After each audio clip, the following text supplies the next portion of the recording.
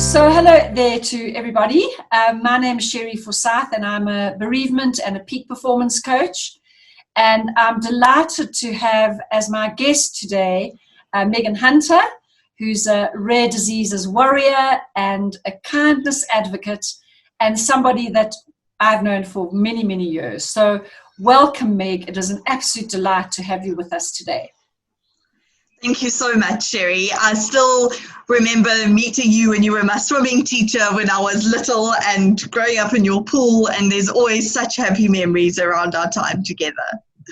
Yeah, Hilton is a place to grow up. Really, it's a quality place for children to grow up. So this month of October, I'm going to be doing a series on autoimmune diseases, rare diseases, invisible illnesses. So in other words, people are ill and you can't see them. You can't see that they're ill. And so I'm kicking off with an interview with Meg, and she's going to tell us about her illness, which is one of the rare ones, what it's called. And so I'm going to ask you, first of all, Meg, to just give us the name of your illness and just tell us a little bit about what it actually is. So the condition that I have is called Myasthenia Gravis. And simply put, what happens is the message between my nerves and my muscles gets blocked. So I'll know that I need to walk upstairs, but my muscles just won't work. Or I'll know that I need to swallow, but the message just doesn't get there to actually push the food down. Okay, so, and is it in your whole body, or are there certain areas that seem to be more affected than others? So it is throughout my body, but definitely the place that's impacted the most is my face. So it affects my smile, my speech, swallowing. I can't close my eyes at nighttime. And when things get especially bad, I actually have to wear a neck brace to hold my neck up because it's like a rag doll. It just flops around and does its own thing. Okay. And you said your eyes don't close at night. So what do you do about that? So I've got very special eye drops that have like a gel covering and they coat my eyes. So it's not like they're completely open, but there's like a white slit, like something out of a horror movie pretty much. So I do have these special eye drops that just help to coat my eye and protect them a little bit because they get very dried out from that. Okay, sure. And is that every night? Yeah, so when I'm really good, if I've just been in hospital for treatment, then I usually don't worry about that. But yeah, otherwise I'd say it's just my new normal. I remember the first time my husband stayed over at my house and he woke up in the middle of the night and saw these bits of my white eye just staring at him. He was terrified. But yeah, now we've just become used to my weird and wonderful ways. So let me take you back a little bit, Meg, to tell our viewers when you were first diagnosed, and was it difficult to get to the point of diagnosis, or was it like an immediate, this is the condition you have? So my symptoms started in October of 2003, and the first thing that happened is my cheeks felt numb. I realized that I really couldn't smile. And I said to my mum, something's weird, but I'd gone out for dinner with my sister the night before, and they said, well, maybe your drink was spiked. Like maybe something like that happened. It's a reality. So we just kind of left it for a while. And then as time went on, I noticed it getting worse and worse. And the fact that I was really battling to swallow. And it wasn't just food that I was battling. It was if I had a cup of tea, I couldn't get that down. When it got really bad, I couldn't swallow my own saliva. And I was like, no, there's something more going on. So we went to our general practitioner and he thought I had an eating disorder. Coming from an all-girls school, of course, like first thing that comes to mind. And I wasn't eating. I was absolute skin and bone. So it was an eating disorder in his eyes. I went to a psychologist, saw him for a while, and he phoned my mum and said, no, there's something more to this. And at this stage, I started slurring a lot of my words. So we went back to our GP, and he said it's another psychosomatic condition called globus hystericus. No. So, yeah. So he said it makes you feel like there's a lump in your throat. And I was like, well, that's not really what it feels like, but a doctor knows better than me. Like, I was 15 years old. What do I really know about bodies and medicine? So back to the psychologist, we trotted, a few more sessions with him, and I would hear my mum crying on the phone with family, just saying, I don't know what to do. Megs isn't getting better. I've done everything I can. I just don't know what to do. And then the psychologist and the GP finally believed that there was something a little bit more to this, and we got in to see a neurologist in Durban in the January of 2004. And she examined me, did a few muscle tests, and within about 10 minutes, she sat us down and she said, you have myasthenia gravis, and if you hadn't come through to see me, you would have died. Oh, wow. And as a 15-year-old, I was just like, what? I'd never heard of this condition before. No one in my family had it.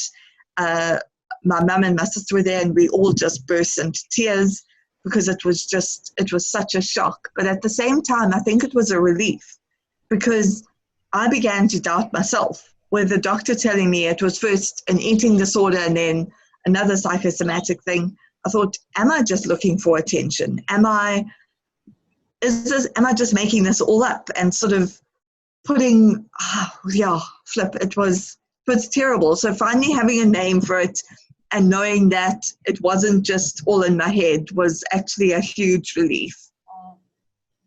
And I'm sure for your mum as well, to know that finally there's something you can deal with, something concrete. It's not that you're shooting in the dark.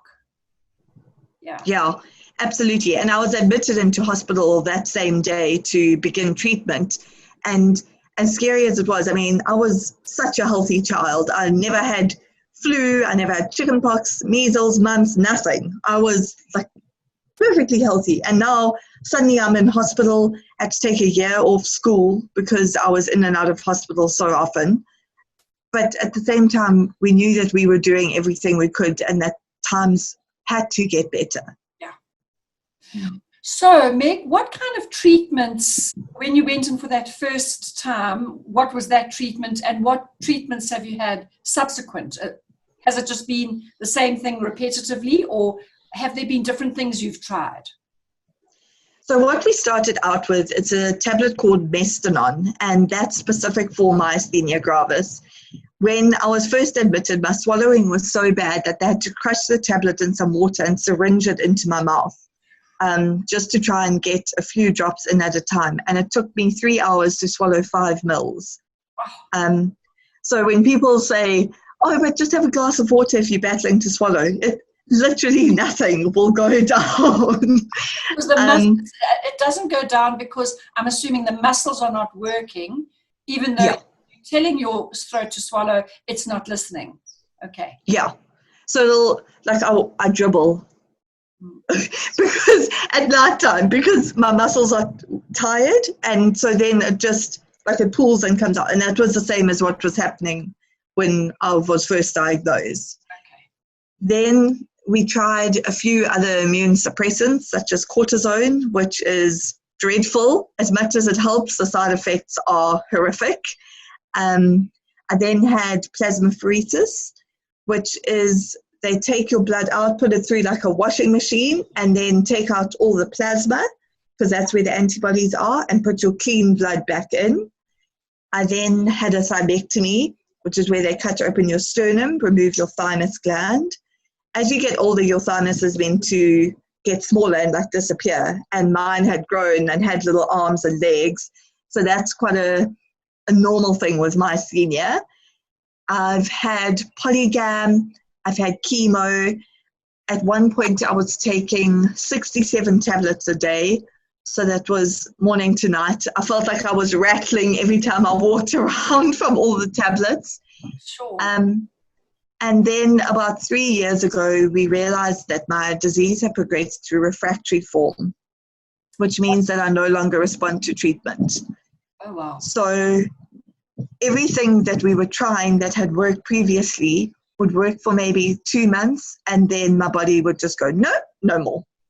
So I was being admitted into hospital for a week out of every month for plasmapheresis. I had a permanent line in my chest with the pipes coming out, because obviously for them to have to put the pipes in every time was horrific. And I have too much scar tissue, so they actually can't get lines in anymore from all my times of having plasma. So my doctor eventually said, no, there's got to be something else. And in January of last year, I was the first person in South Africa to have a stem cell transplant for my condition. So what they do with that is, it's like plasma in that they take your blood out, and they like harvest your stem cells from that. And then I went through intense chemo. I lost all of my hair. It's the nausea, vomiting, diarrhea, misery. And then they so they kill off your immune system completely. You have to go for constant blood tests to check your levels. And then once you've hit 0, they put your new stem cells back in, your clean stem cells back in, and wait for your immune system to start building up again. So it was 3 months last year that I was at home. I feel like it was preparing me for lockdown. I was very used to staying at home and wearing a mask. And yeah, so my life has definitely improved a lot.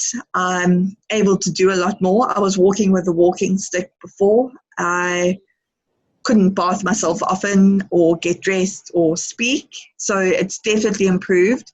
But unfortunately, I'm not in full remission, which we were hoping for. But yeah, 100 million times better than where I was.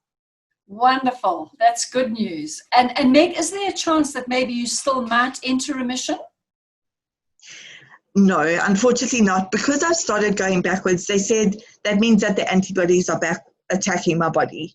So they're not exactly sure. The stem cell transplant was a trial treatment, i.e. not paid by medical aid because it's a trial.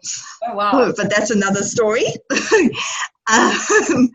And so I've got to go back onto immune suppressants. I've actually just got authorization from medical aid that they are going to pay for it, because initially they wanted 10,500 co-payment every month on my medication. So that's finally been approved. So now, hopefully, once that arrives, we'll start seeing an improvement again. Yeah, so the next thing I was going to ask when I was going through all the treatments, I was thinking, well, that's a lot of hospitalization and a lot of 67 pills in a day. And how good has your medical aid been generally? Other than generally, I'd say they've been really amazing. Sometimes you just have to know the right forms to get. So like initially with this medication, they didn't want to approve it to pay it. So then I phoned the medical aid and I got an appeal form. And it's just something that your doctor has to fill in, and then you send it off. And if that still doesn't work, then you get an ex gratia form. So there's always ways to try and find out more. But I mean, they've paid for all of those hospitalizations when I was going in for a week out of every month. I was in ICU. I've been on a ventilator. I think they hear my name and they've like got a red flag when I phone them, and they're like, oh boy, this one again. But yeah, they really have been amazing. That is good. So it takes it's one less stress that you have to deal with. Yeah. What are the biggest challenges, Meg, that your illness has brought you? And I'm talking about, let's maybe start with physical and then go to emotional after that. So I think it's been I feel like a burden on people, because my husband has to help me with getting dressed or bathing or driving me places. My speech was a huge thing for me, because I was slurring so much. I didn't want to talk because I didn't want people to think that I was drunk, because that's often what it sounded like. Yeah. So I was very much like staying back. I wasn't going to events or to visit friends because I didn't want to be embarrassed. So that was definitely the big physical thing. And I was exhausted the whole time. And it's not just one of those, oh, I'm tired, let me have a little snooze. It was like to your bones, exhausted, I can't get up the stairs, kind of tired. That profound exhaustion that people who suffer from chronic fatigue and fibromyalgia, polymyalgia, all of those autoimmune things, it's a profound fatigue that unless you've experienced it, you actually can't explain it. When you say you're tired, people think, oh, we'll just go and have a snooze and you'll be fine. You know, so it is a real, like every fiber of your muscles, all your bones, your brain, everything is just exhausted. Yeah. Yes, I used to laugh and say that I had like brain fog because I couldn't get my words out. I'd stumble over them.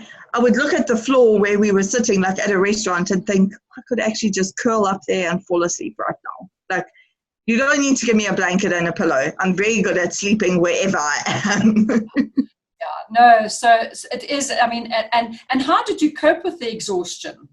I mean, did you just limit what you did, or did you find that you still went as much as you could and then collapsed kind of repeatedly? So I'm very bad at knowing my limits, and I also don't want to miss out. So if there was, say, a friend's wedding or a friend's birthday party, I would try and nap before, but then I still wanted to be in there in the thick of things. I never wanted people to look at me and say, oh, there's the sick one again.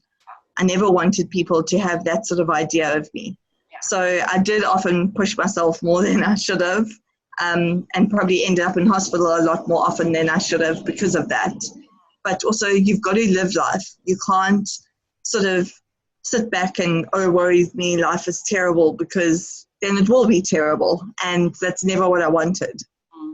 Absolutely. And it's a fine line to know when you can push and how much so that you can live and not miss out on things and enjoy life. And other times when you need to be withdrawing and being able to say no. And I had chronic fatigue syndrome, I don't know, 25, maybe 25 years ago. And I'm the same. I also don't know my limits. And even now, I sometimes still push too much after all those years of trying to teach myself not to push. And so I think for the viewers out there, it is one of the biggest challenges that people with conditions are confronted with. In that, if you aren't energy compromised, you don't know how bad it is. And unless your friends are really understanding, that can also put a lot of pressure on you as the patient, you know, because they can't understand that you need to have a sleep after lunch or whatever it may be. And that exacerbates the stresses that you as the person with the condition is coping with. It makes it even worse. So absolutely. Yeah. And I think a lot of people, as much as they knew that I was sick, they would be like, oh, she has to go home early again. Or, oh, we're just not going to invite her anymore because she always says no. And that's so difficult because I'm not saying no because I don't want to be there. I'm saying no because I literally can't get out of bed to come. So if you had to give some advice, Meg, to friends of people who have got these invisible autoimmune, these diseases that you can't necessarily see, if you had to give advice to the friends, what would you say to them? I would say just love them warts and all. So if they keep cancelling on, say, a coffee date, say, okay, well then why don't we have a pajama party? I'll come to your house, I'll bring takeaways, and we can watch a movie and fall asleep on the couch. Because you need that friendship and you need that love, and you need to know that you aren't a burden on people. So I've got friends who'll come to my house and have a nap with me in the bed, and that's our time together. And I know that I can't go out with them, but I would call on those friends in a moment because I know that they get me and they love me. Yeah. And I think that's so important. It's to not give up, actually, So, you know, you might want to ask her for a few times. It's, okay, I understand you can't make it this week. Let me know when you're in a good place and let's see if we can't do it then. Or work a way around it so that they can accommodate, because the important thing is that you see each other. It doesn't matter where or when or what food you're eating or drinking. It's actually that you are together. And many people are, I think you're so right, many friends can get frustrated when you say no or that you have to leave early. And I think for our viewers out there, just to mention that maybe a little bit of more understanding in that at least they're there. The fact that they have to leave early, they don't want to leave early, they have to leave early because their health won't allow them to do otherwise. And if we as friends of people who are suffering with the condition can support them in that way, and even if they can only come for half an hour, be so grateful, because it would have been a big effort for them to be there. Yeah, because it's hard some days to get out of your pajamas. So to put on regular clothes, put on a smile. A smile can take a lot of energy when you're feeling like absolute poo. Like you don't want to go anywhere. Now you've got to stick on the smile and be happy and cheerful, and then you just want to collapse. So that leads us to what are the main emotional challenges, Meg, that you've experienced? I think my biggest thing is the feeling of being a burden. Yeah. Because there was a lot of time I couldn't work, and my husband had to be able to provide for both of us. And again, with like going to parties, spending time with friends, I felt like I was the sick one, I was the burden. We couldn't do certain things because of me, and that was really a heavy load to carry. I always, I think that's why I pushed myself more, because I didn't want people to see me as a burden. And as much as I tried to put on a happy face, I would sometimes just get home and break because I was so exhausted or so sick of pretending that everything was perfect when in fact I was breaking inside. Yeah. So depression is a real thing. I have been on antidepressants for a few years now, just because trying to cope with being chronically ill and knowing that I'm never going to get better, I'm never going to be normal, it's a hard pill to swallow. And I get anxious about certain things, like, do I have all my medication? If something were to happen to me today, would I be okay? If I get hijacked and my handbag is taken, it's got my medication in there. Do I have a backup in my car? If we go and visit friends and we end up having to stay over there, do I have my medication so that I'm not going to end up in crisis? If I go into hospital, do the doctors and nurses know enough about my condition that they're not going to give me something that is going to put me into crisis? So it's this constant, like, am I on top of things? Am I not? Do people around me know what's going on? Yeah, I feel like my brain is just like the whole time. You're almost hypervigilant. Yeah. So let's take a little bit of time to speak about your darling husband who met you. Obviously, I mean, if you got sick when you were 15, he must have met you when you were sick. So speak a little bit about him and how amazing he's been for you. Oh, he is just wonderful. He is fantastic. So we actually met at the local nightclub in Pietermaritzburg. And I remember when I met him, I went home to my mum that night, phoned her, and I said, I've met the most wonderful man. He's gorgeous and he's tall and he stands out in the crowd, and he just made me happy to my very soul. I had a very bad breakup just before him, and when we broke up, my boyfriend said to me, no one is ever going to love you with this condition because it's too much to handle. And so I think that's a huge thing that I've carried around with me. And the moment I realized that Warren and I were getting serious, I said to him, listen, we need to have a chat. Like, we need to sit down and talk about this, because I don't want to fall in love with you and then you see the dark side of me being sick and you can't cope. Yeah. So we spoke about it, and he said, I'm here for you. And after we had been dating for about 3 months, I ended up in hospital with septicemia, and I was on a ventilator and in a coma for 10 days. And Warren drove every day from Maritzburg to Durban to come and see me. And then when I came out of hospital, he moved me in with him because I wasn't allowed to live on my own.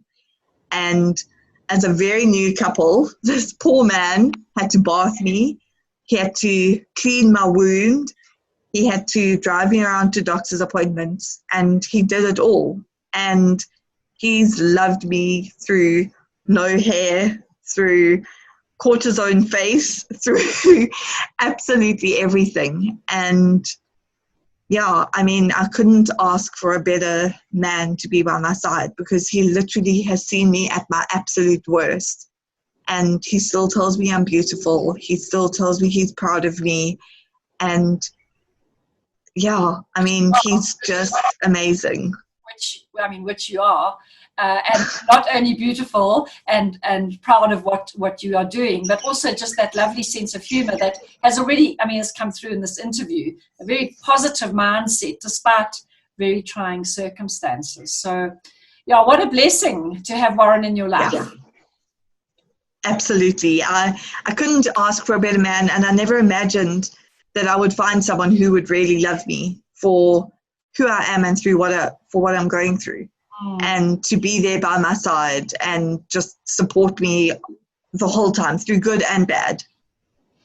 So, Megs, obviously Warren has been one of your major supports. Who else has really pulled out all the stops to support you in your illness? My family has been amazing. So, as you know, Sherry, my dad passed away 6 weeks before I was born. And my mum has never remarried. So it's just been mum as both parents. And she has really had to take on the role of being both parents to the extreme. She never had someone to bounce ideas around about my treatment or about what she should do. She had to be brave and make all of those decisions on her own. And I think that's quite a scary thing. Like to let your 15-year-old go in for an operation where the doctor said, we don't know if she's going to make it because it's a big op. Like, it's scary. And mum has been one of my cheerleaders right from day one. She makes me laugh. She just keeps me going. And then definitely my sister and my brother. We are such a close family. And I mean, my sister lived overseas for a while. I now live in Joburg, and they're all in Natal. And yet we still chat nearly every day.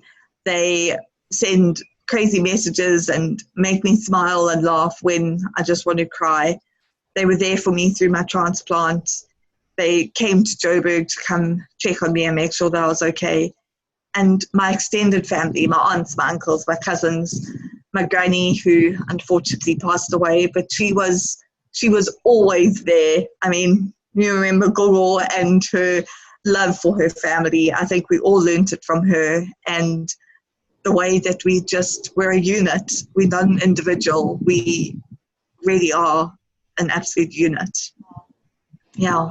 That's amazing. It's a huge credit not only to Warren but also to your family, special as they are. And your friends, are they new friends, Meg, or are they friends that you, sort of the older friends that are the ones that have really come out of the woodwork for you? Friendship it's been really difficult with this. There's some friends that just can't cope with it.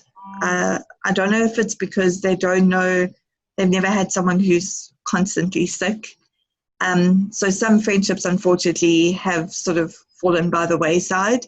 But then I've also got some friends who have been, like I went to school with, and we still chat often. So I think it ultimately comes down to who that individual is.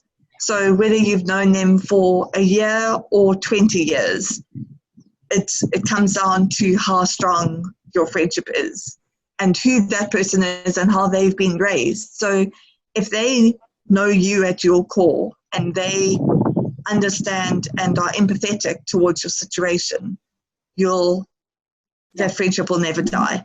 And friendship is always about give and take. So I can't just always take from them. I need to give back to them. And that's what's really made my friendship survive in a lot of cases.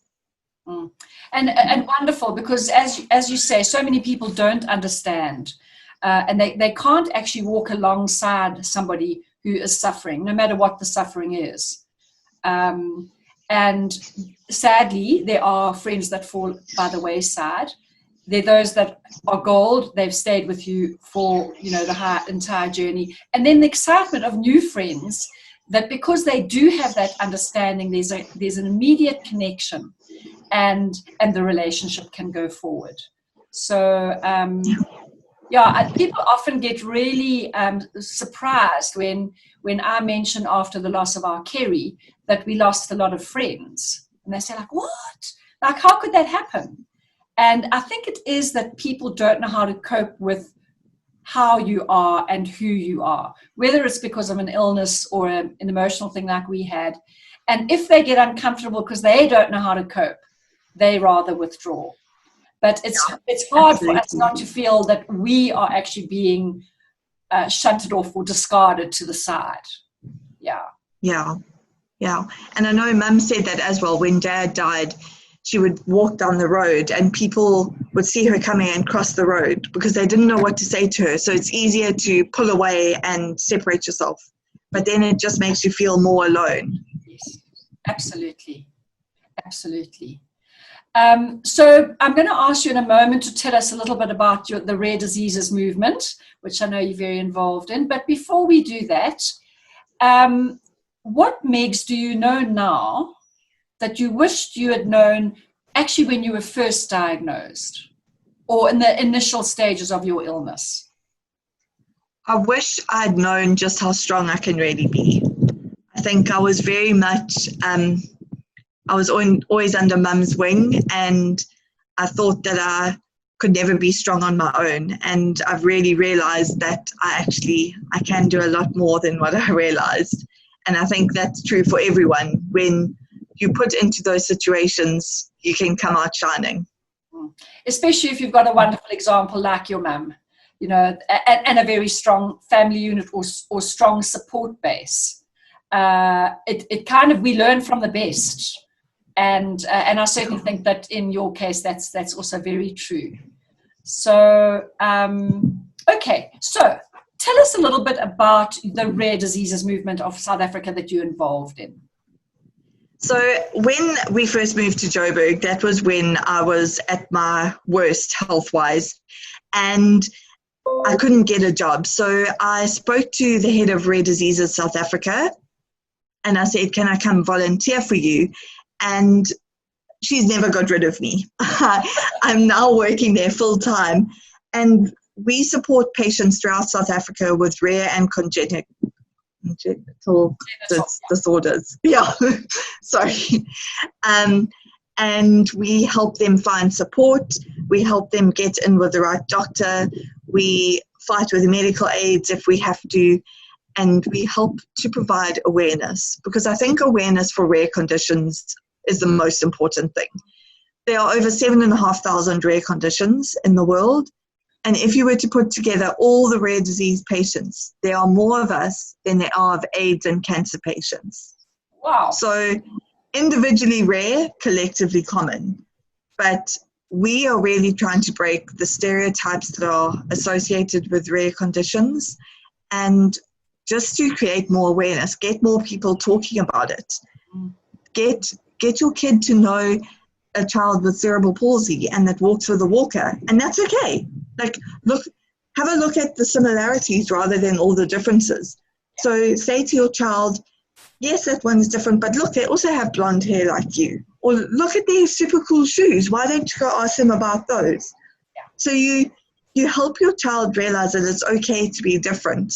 Because I think growing up, even if it's your sibling or your parent that has a rare condition, it's jolly difficult when the world doesn't understand it. Yeah. And you've constantly got to be explaining and understanding yourself. So it's really about teaching people about acceptance, acceptance of the differentness, rather than Yes. everybody fitting into the same box. So how is this rare diseases? How is it funded? Oh, well, after lockdown, we're not really sure.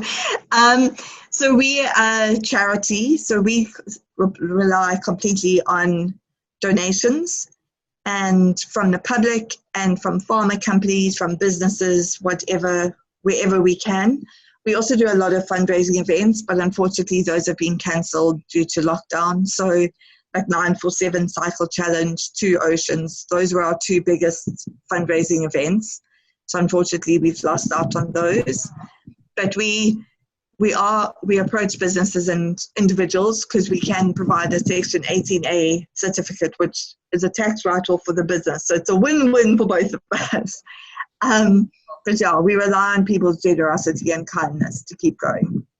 And so at the end of the video, I'm going to put up the details about your rare diseases, and if you provide bank accounts or whatever. But if you're wanting to donate to the rare diseases, the information will be at the end of the video, as well as how you can get in touch with Meg herself or with me. So yeah, we'll put all those details at the end of the video. Meg, I think that the final, second to last question is, what advice would you give to someone recently diagnosed with a rare disease? I think my biggest thing would be to reach out to rare diseases and get in touch with people who are going through a similar journey. It is amazing finding a tribe of people who just get you.